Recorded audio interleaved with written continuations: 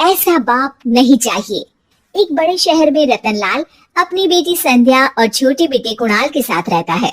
रतनलाल बहुत गरीब है और शराबी किस्म का आदमी है। वो रिक्शा चलाकर अपना जीवन यापन कर रहा है। रतनलाल एक अधेड़ उम्र के आदमी योगेश्वर को कभी कभी अपनी रिक्शा से मार्केट या मंदिर छोड़ता है और कभी कभी बाजार से उसका सामान भी ले आता है। एक दिन रतनलाल योगेश्वर से कहता है, साहब आपके पास गाड़ी है, फिर भी आप कभी कभी रिक्शा से क्यों जाते हो? इन शहर की गलियों को आराम से देखना मुझे बहुत पसंद है। ठीक है साहब, मैं चलता हूँ, कल फिर आऊंगा। अरे रतनलाल रुको तो, मैंने सुना है कि तुम अपनी बेटी को कुछ पैसों के बदले किसी को दे रहे हो। अभी किसी को बेचे नहीं तो क्या करे साहब, एक छोटा बेटा है, उसको पढ़ाना भी है, उसकी देखभाल भी करनी है, और अगर मैं बेटी को घर में रखूंगा तो उसकी शादी कैसे करूंगा साहब? तुमको कितने पैसे मिल रहे हैं? अब 50,000 साहब। देखो मैं तुमको पूरे 20 लाख रुपए देता हूँ, तुम अपनी बेटी संध्या को मुझे दे दो। हैं? 20 लाख? धन्यवाद साहब, धन्यवाद, मैं कल ही उसे आपके पास छोड़ जाऊंगा साहब। अगले दिन रतनलाल संध्या को हमेशा के लिए योगेश्वर के यहाँ छोड़ आता है और बदले में 20 लाख रुपए लेकर घर आ जाता है। रतनलाल जिंदगी में पहली बार इतने पैसे पाकर बौखला गया। उसने एक अच्छा घर लिया। कुणाल, अब हमें कोई चिंता नहीं है, तो अब अच्छे से पढ़, खूब मन लगाकर पढ़ाई करना। पापा, मुझे पढ़ाई करना अच्छा नहीं लगता। अरे तूने अगर ज्यादा बकवास की ना तो बहुत मारूंगा। कल से तू अच्छे स्कूल में जाएगा तो जाएगा, हाँ बस।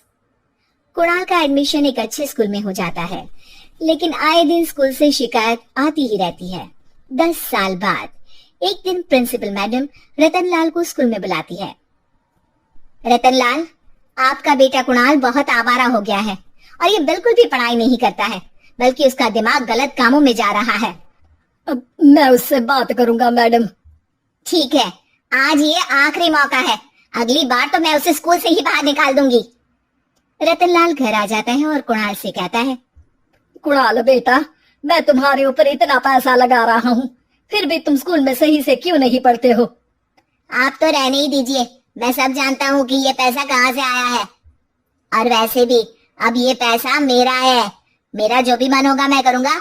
आज के बाद मैं कभी स्कूल नहीं जाने वाला। रतनलाल को अपनी बेटी की याद आती है और वो रोने लगता है। 5 साल बाद कुणाल एक दिन एक लड़की को शादी करके घर ले आता है। पिताजी, ये मेरी पत्नी है स्वीटी। तुमने शादी कर ली? हाँ, शादी कर ली मैंने, दिखाई नहीं दे रहा?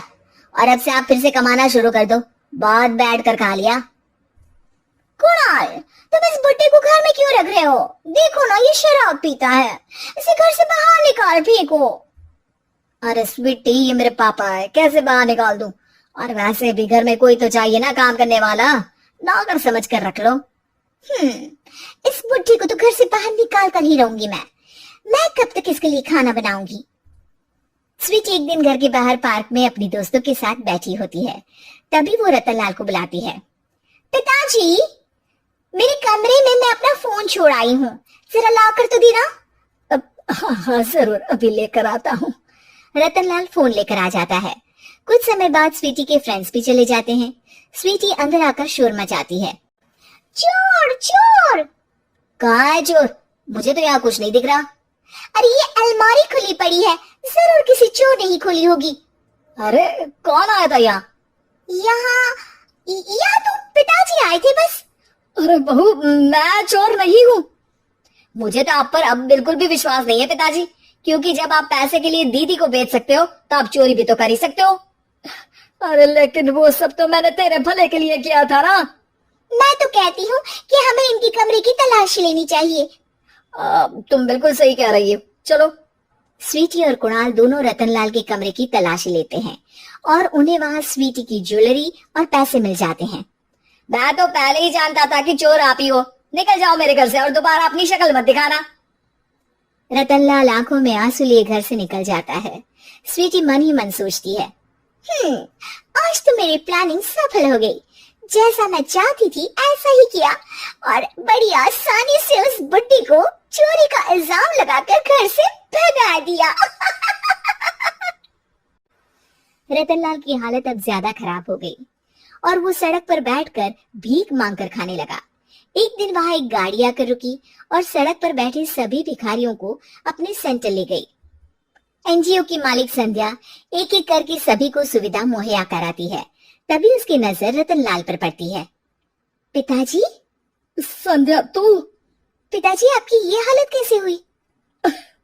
ये सब मेरे बुरे कर्मों की सजा है जो मुझे मिल रही है। मुझे माफ कर दे बेटी।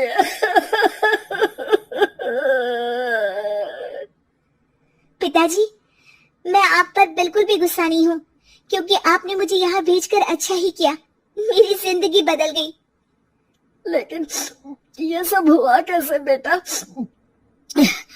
आप ये नए कपड़े पहनो, तब तक मैं योगेश्वर अंकल को बुला कर लाती हूँ। योगेश्वर अंकल? हाँ अंकल। योगेश्वर जी ने तुझसे शादी नहीं की थी? नहीं तो पापा, उन्होंने तो मुझे पढ़ा लिखा कर इस काबिल बनाया है कि मैं आज सबकी सेवा कर पा रही हूँ। रतनलाल पश्चाताप करके रोता रहता है। तभी योगेश्वर भी वहां आ जाता है। रतनलाल जी, आपकी ये हालत कैसे हुई? इतने सारे पैसों के बावजूद भी? क्योंकि मैंने बेटे और बेटी में भेदभाव किया था। लेकिन आपने ये कैसे किया? मुझे ये जानना है, बताइए। सालों पहले जब संध्या छोटी थी, तब मैंने एक बार एक आदमी से तुम्हें बात करते हुए सुना था, जो कुछ पैसों में संध्या को तुमसे खरीद कर शादी करना चाहता था। मैं उस समय एनजीओ में बच्चों के लिए ही काम कर रहा था और मैं किसी भी लड़की की जिंदगी खराब होते नहीं देख सकता था। इसलिए मैंने अपने जीवन की कमाई का एक बड़ा हिस्सा तुम्हें दे दिया था। सच में कितना गलत था मैं। मुझे माफ कर दो। अब आप दोनों मेरे साथ घर चलो और आज मैं अपना सच्चा प्रायश्चित करना चाहता हूँ। योगेश्वर और संध्या रतनलाल के साथ घर जाते हैं। स्वीटी दरवाजा खोलती है। चोर भिखारी, तो फिर से आ गया? चल भाग यहाँ से बुड्ढे। ये घर तुम्हारे बाप का नहीं, मेरा है। बाहर निकलो यहाँ से। रतनलाल कुणाल और संध्या को घर से बाहर निकाल देता है। योगेश्वर जी, अब ये घर आपका है और अब आप यहाँ एक और एनजीओ खोल सकते हैं। शायद अब ये सच्चा प्रायश्चित है। संध्या अपने पिता के गले लग जाती है।